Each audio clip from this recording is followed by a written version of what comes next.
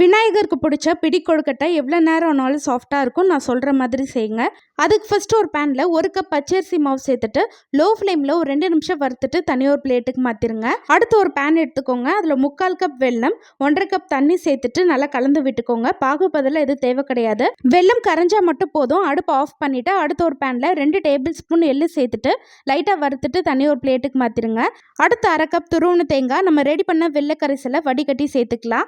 இது கூடவே வாசனைக்கு 1/2 டீஸ்பூன் ஏலக்காய் தூள், 2 டேபிள் ஸ்பூன் நெய், நம்ம வறுத்து வச்ச எள்ளையும் சேர்த்துட்டு நல்லா கலந்து விட்டுக்கோங்க. தண்ணி நல்லா கொதிச்சு வர ஸ்டேஜில் நம்ம வறுத்து வச்ச அரிசி மாவு சேர்த்துட்டு அடுப்பு லோ ஃப்ளேமில் வச்சுட்டு நல்லா கலந்து விட்டுக்கோங்க. 2 நிமிஷத்துல இந்த மாதிரி நல்லா திக்காயிடும். இப்போ தனியாக ஒரு பிளேட்டுக்கு மாற்றிட்டு லைட்டாக ஆறினோடனே பிடி கொழுக்கட்டை மாதிரி பிடிச்சு எடுத்துக்கலாம். இது அப்படியே ஸ்டீமர் பிளேட் அப்படி இல்லைன்னா இட்லி தட்டுக்கு மாற்றிட்டு மீடியம் ஃப்ளேமில் ஒரு 5 நிமிஷம் வெந்தாலே போதும். அவ்வளோதான், சூப்பரான சாஃப்டான பிடி கொழுக்கட்டை ரெடி. கண்டிப்பாக ட்ரை பண்ணி பாருங்கள். அடுத்த வீடியோவில் பார்க்கலாம்.